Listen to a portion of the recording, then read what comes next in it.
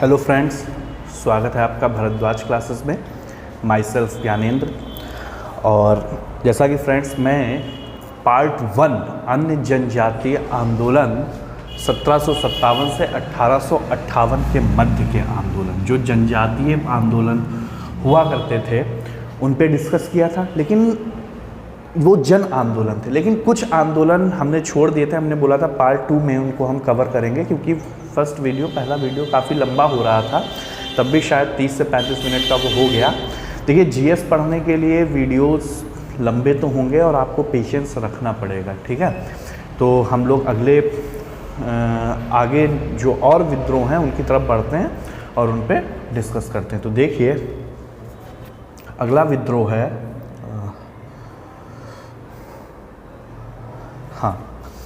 अगला जनजातीय या आदिवासी विद्रोह, ठीक है। जनजातीय या ये सारे आदिवासी विद्रोह ही होंगे। जनजातीय या आदिवासी विद्रोह। सबसे पहले यहां से तो हम ये देखेंगे कि सबसे पहले आदिवासियों को आदिवासी कहा किसने, ठीक है। तो ठक्कर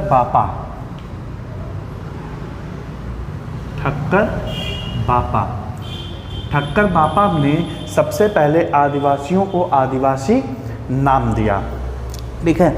आदिवासी लोग कैसे, ये लोग अपनी झूम कृषि करके अपना जीवन यापन करते थे। झूम कृषि क्या होता है? झूम कृषि जो स्थान बदल बदल के खेती की जाती, जैसे आज हम यहाँ पर खेती कर रहे हैं, यहाँ पर फसल उगी, उसको काट लिया, फिर यहाँ पर उगाई, फिर उगी, फसल को काट लिया, तो मिट्टी की उर्वरता क्षमता जो होती है वो कम हो जाती है। उस स्थान को वो लोग छोड़ देते थे, अगले स्थान पर खेती करना शुरू कर देते थे। वहाँ 2 बार फसल की कटाई जब कर ली तो फिर से यहाँ पर उर्वरता फिर से बरकरार हो गई, फिर से यहाँ पर लौटा।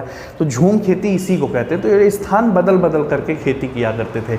या फिर इनका मुख्य काम था, ये पशुपालन करते थे, पशुपालन या फिर मत्स्य पालन करते थे। आदिवासी लोग यही ऐसे ही अपनी खेती करते हैं। और ये इन लोगों में बलि प्रथा बहुत ज़्यादा फेमस होती है। ये लोग नहीं चाहते हैं कि इनके भी किसी भी धार्मिक उसमें कोई भी बाहर का हस्तक्षेप करे। लेकिन अंग्रेज लोग, बाहर के लोग थे या कुछ जमींदार लोग ज़मीन इनकी कब्जा करने के उद्देश्य से इनके पर्सनल उसमें हस्तक्षेप करने लगे, जो इनको नामंजूर था। इससे इनमें असंतोष फैल गया था। अच्छा, बाहरी लोगों को ये लोग दीकू कहते थे। दीकू जैसे बाहरी, जो जैसे अंग्रेज लोग बाहरी हैं इन लोगों के लिए, या कोई जमींदार या कोई राजा आ गया तो इन लोगों के लिए तो बाहरी ही हुआ ना, तो उसे ये लोग दीकू बोलते थे, दीकू कहकर पुकारते थे, ठीक है।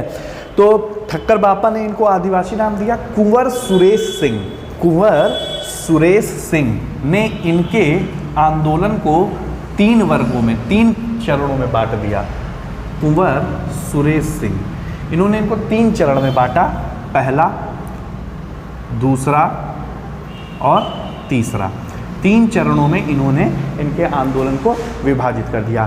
पहला 1795 से 1860, 1795 से 1860 ये पहला चरण। दूसरा चरण 1860 से 1920, 1860 से 1920, और तीसरा चरण था 1920 के बाद। कुंवर सुरेश सिंह ने इन 3 चरणों में आदिवासियों के विद्रोह को बांट दिया। तो सबसे पहले हम लोग डिस्कस करेंगे प्रथम चरण 1795 से 1860 के बीच में कौन कौन से विद्रोह हुए हैं, ठीक है। तो पहला विद्रोह है और इम्पॉर्टेंट भी है। पहला विद्रोह है खोंड विद्रोह।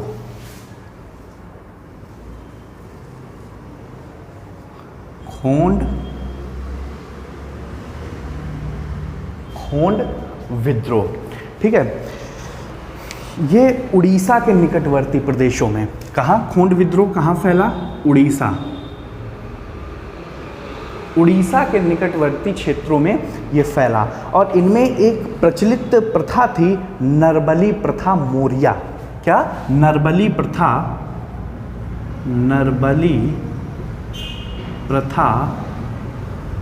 मौर्या। जिसकी बलि दी जाती थी उसे क्या कहते थे? मौर्या कहते थे। जिसकी बलि दी जाती थी उसे क्या बोलते थे ये लोग? मौर्या बोलते थे। तो इसको रोकने का प्रयास अंग्रेजों ने किया। खोंड विद्रोह हुआ था उड़ीसा के निकटवर्ती क्षेत्रों में। ये लोग बलि देते थे, जिसे मोरिया, नरबली प्रथा, मोरिया। इस नरबली प्रथा को अंग्रेजों ने रोकने का प्रयास किया और जिससे इनमें क्या फैल गया, असंतोष फैल गया। इस नरबली प्रथा मोरिया को ये लोग पृथ्वी पूजा के नाम से, किस नाम से, पृथ्वी पूजा के नाम से, पृथ्वी पूजा की मान्यता थी इसमें, धरती माता की मतलब। इसका नेतृत्व जो है चक बिसाई कर रहा थे। खोंड विद्रोह का नेतृत्व कौन कर रहा था, चक बिसाई। चक बिसाई नामक नेता खोंड विद्रोह का नेतृत्व कर रहा था। 1856 में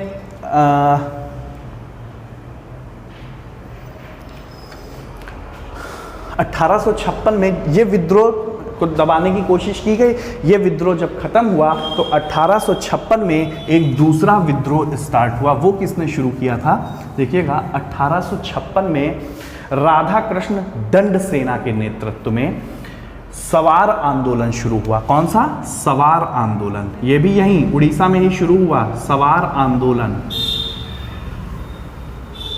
सवार आंदोलन 1856 में किसके नेतृत्व में, राधा कृष्ण दंड सेना, राधा कृष्ण दंड सेना के नेतृत्व में सवार आंदोलन शुरू हुआ है। ठीक है, अच्छा, दंड सेना को 1857 में पकड़ करके, राधा कृष्ण दंड सेना को 1857 में पकड़ के फांसी पर क्या कर दिया गया, लटका दिया गया और उसी के साथ सवार आंदोलन बंद हो गया। दूसरा आंदोलन देखते हैं, पहाड़िया विद्रोह। पहाड़िया विद्रोह,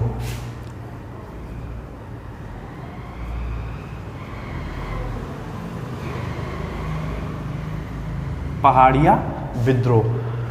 टाइम पीरियड है 1778, 1778। यह विद्रोह राजमहल की पहाड़ियों में शुरू हुआ। यह विद्रोह कहाँ शुरू हुआ, राजमहल की पहाड़ियाँ। राजमहल की पहाड़ियों में शुरू। राजमहल की पहाड़ियाँ कहाँ हैं, कमेंट बॉक्स में बताइएगा आप लोग। ठीक है, राजमहल की पहाड़ियों में शुरू हुआ और इनके खूनी संघर्ष से त्रस्त आकर अंग्रेजों ने संधि कर ली। मतलब अंग्रेज इस विद्रोह को दबाने में एक तरीके से असफल नजर आ रहे थे और इतना ज़्यादा खून खराबा हो चुका था कि इस खूनी संघर्ष से अंग्रेज सेना जो है वो एक तरीके से मतलब परेशान हो चुकी थी। ठीक है, और इससे जो है इन्होंने परेशान होकर के अंग्रेजों ने जो है इनकी मांगे मान ली थी और इनको भूमि वगैरह अनुदान में दे दी थी। ठीक है, अच्छा, अगला विद्रोह है कोल विद्रोह। ठीक है, अगला विद्रोह कौन सा है, कोल विद्रोह। कोल विद्रोह,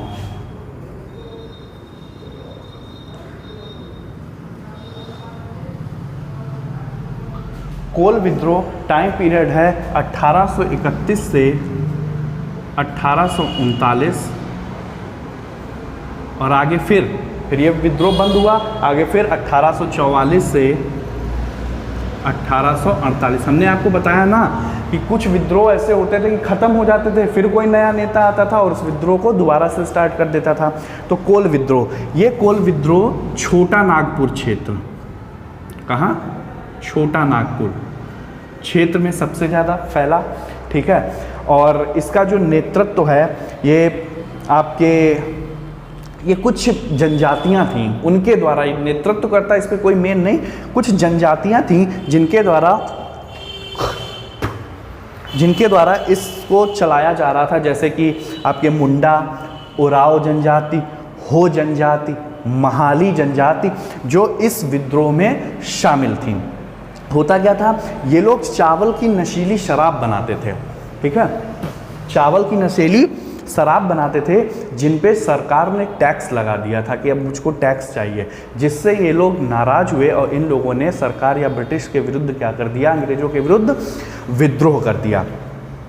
अच्छा, सबसे ज़्यादा कहा जाता है कि कोल विद्रोह ने सबसे ज़्यादा भीषण रूप किसके नेतृत्व में लिया, तो उनका नाम था बुद्धो भगत। 1831 में बुद्धो भगत, बुद्धो भगत। बुद्धो भगत के नेतृत्व में कोल विद्रोह ने भीषण रूप ले लिया था, सबसे ज़्यादा भीषण रूप ले लिया था। और 1832 ईस्वी में नारायण राव ने भी इसका नेतृत्व किया था। किसने? नारायण राव ने भी इस विद्रोह का नेतृत्व किया था। अगला विद्रोह देखते हैं, संथाल विद्रोह। संथाल विद्रोह इंपॉर्टेंट भी है। संथाल विद्रोह 1855 से 1856।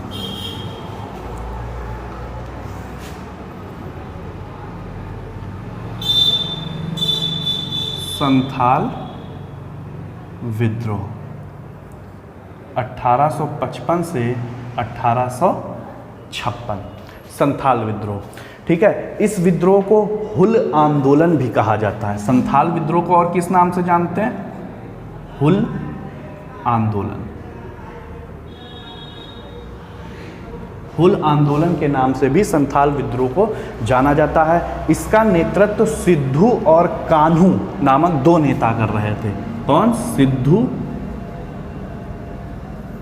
व कान्हू संथाल विद्रोह के नेतृत्व करता थे, ठीक है। यह विद्रोह मुख्यतः दामन कोह, कहाँ फैला सबसे ज़्यादा? दामन को कहाँ? बिहार। दामन कोह में ये सबसे ज़्यादा फैला, ठीक है। और आपको इसके बारे में तो हम बता ही चुके हैं कि ये लोग बाहरी लोगों को क्या कहते थे? दीकू कहते थे। क्या कहते थे? दीकू कहते थे, ठीक है। तो ये हो गया संथाल विद्रोह। उसके बाद हम लोग आते हैं अगले विद्रोह पर, भील विद्रोह। अच्छा, भील विद्रोह से ही द्वितीय चरण शुरू हो रहा है, ठीक है। हमने क्या बताया था? 1860 से 1920 है द्वितीय चरण। पहला है 1795 से 1860 प्रथम चरण है, और दूसरा चरण है 1860 से 1920। यहीं से शुरू, इसके बाद शुरू हो रहा है द्वितीय चरण। प्रथम चरण हो गया, उसके बाद है द्वितीय चरण वाले विद्रोह, जो कब से कब तक है? जो 1860 से 1920 के मध्य के हैं। तो इसमें पहला विद्रोह है भील विद्रोह। कौन सा? भील विद्रोह।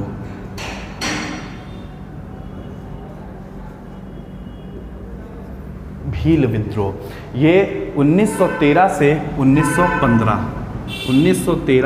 1915 के बीच में फैला। भील विद्रोह राजस्थान में भी फैला और महाराष्ट्र में भी फैला। दो अलग अलग स्थानों पर ये चला है।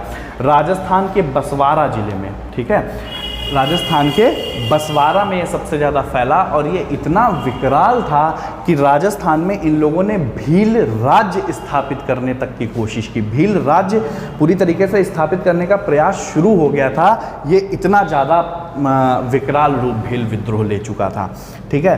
और भीलों में एक प्रथा चलती है, डाकन प्रथा। भील लोगों में एक प्रथा चलती है, कौन सी प्रथा? डाकन प्रथा। इसमें होता क्या है? इसमें ये लोग महिलाओं पर बुरी बुरी यातनाएं करते हैं, उनको प्रताड़ित करते हैं।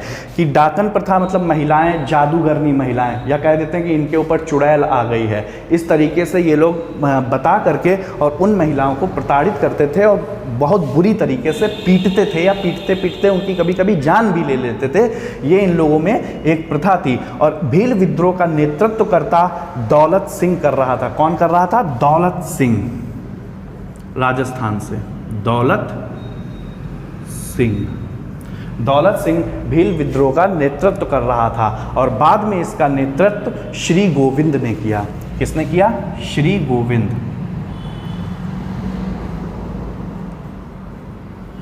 श्री गोविंद ने इसका नेतृत्व किया, ठीक है। उसके बाद महाराष्ट्र में पहला हमने आपको बताया भील विद्रोह दो जगह फैला, राजस्थान में, और अगला महाराष्ट्र में भी भील विद्रोह चल रहा था, ठीक है। महाराष्ट्र का खान देश बोला जाता है। महाराष्ट्र का उस समय का खान देश बोला जाता था, जहाँ पर भील विद्रोह काफ़ी तेज़ी से बढ़ रहा था। यहाँ भी लोगों ने भील राज्य स्थापित करने की कोशिश की। यहाँ पर किसके नेतृत्व में बढ़ रहा था? दशरथ। महाराष्ट्र में भील विद्रोह का नेतृत्व कौन कर रहा था? दशरथ कर रहे थे। कौन कर रहे थे? दशरथ कर रहे थे, ठीक है। और उसके बाद दशरथ जी के बाद किसने इसका विद्रोह किया? हिरिया ने और फिर सेवरम ने। हिरिया और फिर सेवरम, ये 3 नेतृत्वकर्ता महाराष्ट्र से हुए हैं भील विद्रोह के। राजस्थान से 2 लोग, दौलत सिंह और श्री गोविंद, और महाराष्ट्र से 3 लोग, दशरथ, हिरिया और सेवरम। इन 3 लोगों ने भील विद्रोह का नेतृत्व किया। इनमें कौन सी प्रथा चलती थी? डाकन प्रथा चलती थी। अगला विद्रोह देखते हैं।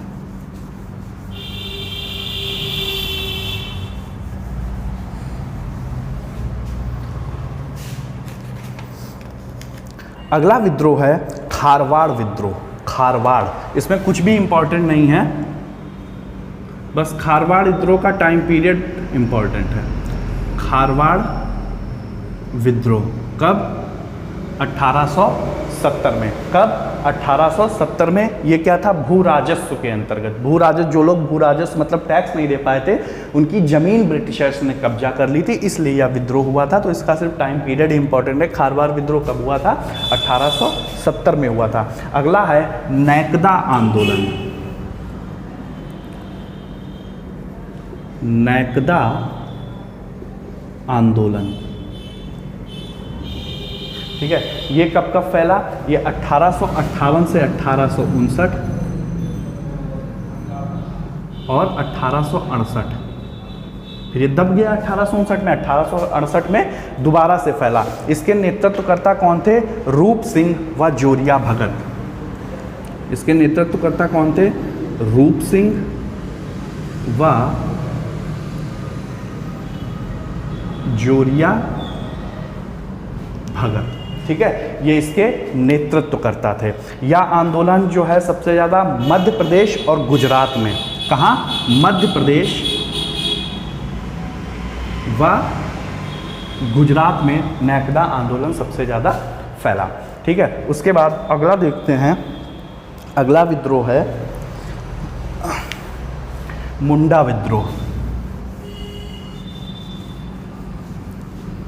अगला विद्रोह है मुंडा विद्रोह, 1893 से 1900। मुंडा विद्रोह 1893 से 1900 के बीच में, ठीक है। छोटा नागपुर बिहार क्षेत्र, ठीक है। अब कहाँ चल रहा था ये? छोटा नागपुर बिहार क्षेत्र में यह विद्रोह सबसे ज़्यादा फैल रहा था। इसका नेतृत्व कौन कर रहा था? इसके नेतृत्व करता थे बिरसा मुंडा।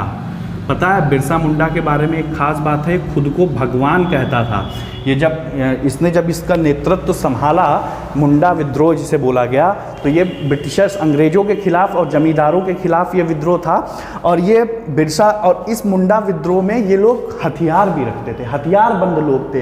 ये जगह जगह क्षेत्र क्षेत्र में जा करके अपना प्रचार करता था और अपने को भगवान का अवतार बताता था। भगवान का अवतार के खुद को भगवान ही कहता था कि मैं भगवान हूँ।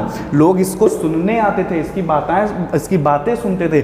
मुंडा विद्रोह ऐसा विद्रोह था जिसमें महिलाओं की भी भागीदारी थी। महिलाएं इसमें महिलाएं तक हथियारबंद थीं और इसमें बहुत ही ज़्यादा खून खराबा हुआ। मुंडा विद्रोह को एक और नाम से जानते हैं, उलगखनी या महाविद्रोह भी कहा जाता है। उलगखनी या महाविद्रोह के नाम से भी मुंडा विद्रोह को जाना जाता है, ठीक है। इन लोगों में सामूहिक खेती होती थी। ये लोग सब लोग मिल करके सामूहिक खेती करते थे, जिसे खूंट कट्टी कहा जाता था। क्या कहा जाता था? खूंट कट्टी। इसे खूंट कट्टी कहा जाता था। जो ये लोग सामूहिक रूप से मिल करके खेती करते थे, उस खेती को क्या कहते थे? खूंट कट्टी कहते थे। और बिरसा मुंडा लोगों को सिंह बोगा की पूजा करने के लिए प्रेरित करता था। किसकी? सिंह बोगा। बिरसा मुंडा बोलते थे कि आप लोगों को किसकी पूजा करनी चाहिए, मतलब आदिवासी लोगों को सिंह बोगा की पूजा करनी चाहिए। ये हमारे क्या हैं? देवता हैं। दीकुओं से लड़ाई दीकुआ मतलब गैर आदिवासी, जो बाहर के लोग हैं, उनसे लड़ाई। ये कहता था कि भगवान ने उसे गजब की ताकत दी है। क्या कहता था? भगवान ने उसे गजब की ताकत दी है, और कहता था कि हमारी लड़ाई होगी और उनके खून से ज़मीन इस तरह लाल होगी जैसे लाल झंडा। ये इस तरीके से लोगों को उत्साहित करता था दीकुओं से लड़ाई लड़ने के लिए। इसको बाद में पकड़ लिया था अंग्रेज़ों ने, और जून 1900 में, जून 1900 ईस्वी में इसकी हैजा से मृत्यु हो गई। अंग्रेजों ने इसको पकड़ लिया, जेल में डाल दिया। जून 1900 ईस्वी में इसकी किससे, बिरसा मुंडा की किससे, हैजा से मृत्यु हो गई थी। ठीक है, तो ये था द्वितीय चरण। अब हम लोग आते हैं तृतीय चरण पर। ठीक है, तृतीय चरण, जो तृतीय चरण कब से था? सन 1920 के बाद, सन 1920 के बाद। देखिए, ये विद्रोह बहुत इंपॉर्टेंट हैं आप लोगों के लिए, और हर एग्ज़ाम में, खासकर यूपी पीसीएस में तो जरूर आते हैं। सिर्फ 4-5 क्वेश्चन इन विद्रोह से जरूर पूछता है। डेट पूछता है, नेतृत्वकर्ता पूछता है, स्थान पूछता है, कहाँ फैला गया, और कुछ डीप चीज़ें पूछ लेता है जो मैंने आपसे सारी डिस्कस की हैं। अगला है तृतीय चरण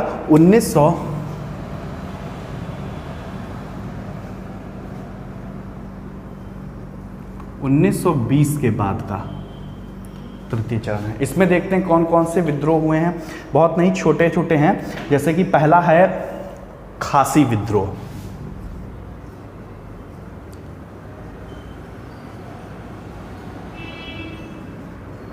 खासी विद्रोह ये असम व मेघालय की पहाड़ियों में फैला। गारो खासी जयंतिया नाम सुना है? ठीक है, असम व मेघालय की पहाड़ियों में फैला था। इसका जो नेतृत्व करता थे वो राजा तीरथ सिंह थे। इसके नेतृत्वकर्ता कौन थे?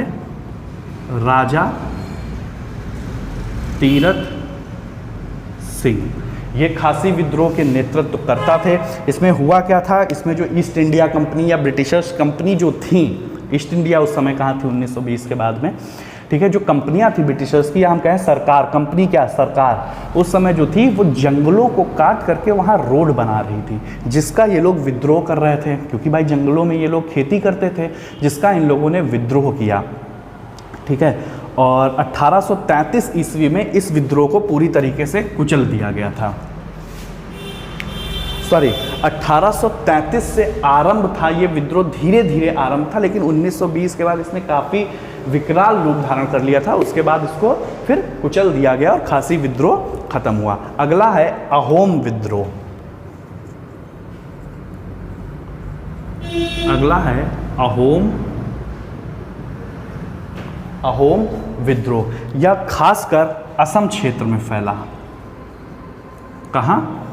असम क्षेत्र में फैला, और इसके जो नेतृत्व करता थे वो गोमधर कुंवर। क्या नाम था? गोमधर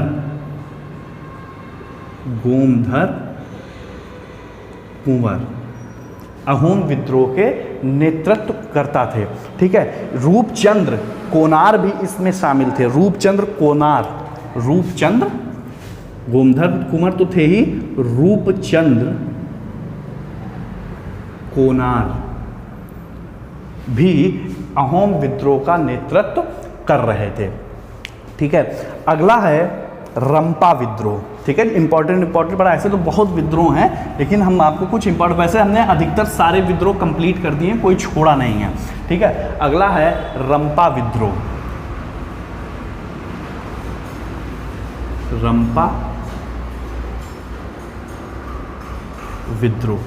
रंपा विद्रोह ये खासकर आंध्र प्रदेश के गोदावरी जिले में।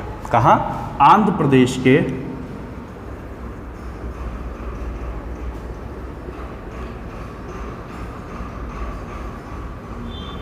गोदावरी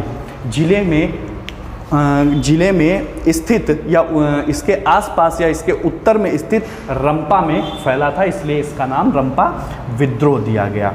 इसका जो नेता था वह गंजन कोई। कौन? गंजन कोई जैसे नेताओं ने लगान ये लोग नहीं अदा कर पा रहे थे, तो गंजन कोई मतलब बहुत प्रमुख नहीं, गंजन कोई जैसे नाम था, वो रंपा विद्रोह का नेतृत्व कर रहे थे। आदिवासी लोग थे ये। अच्छा, सारे विद्रोह कंप्लीट हो गए और कोई विद्रोह ऐसा नहीं है, सारे विद्रोह आपसे कंप्लीट करवा दिए गए हैं। आपको इनको इस वीडियो को एक बार फिर से आपको देखना है और प्रीवियस वाला जो वीडियो है वो भी आपको देखना है। सारे जो विद्रोह हैं वो कंप्लीट कर लिए गए। अब जो अगला वीडियो आने वाला है वो इन विद्रोह से प्रीवियस ईयर में जितने भी क्वेश्चन पूछे गए हैं अभी तक उन पे डिस्कस किया जाएगा। मुश्किल से 20 मिनट का वो वीडियो होगा और काफ़ी हेल्पफुल होगा वो आप लोगों के लिए, ठीक है। और तो फिर इसी के साथ जैसे हम आपसे जो अगला आने वाला वीडियो होगा उसमें सीधे सीधे पहले तो जितना हमने पढ़ा है उस पर एक झलक 5 मिनट में जल्दी से डालेंगे और उसके बाद जितने क्वेश्चन प्रीवियस ईयर में आए होंगे उन पे आपसे हम डिस्कस करेंगे। तो इसी के साथ फिर आज गुड बाय, टाटा, सत श्री अकाल। Thank you very much.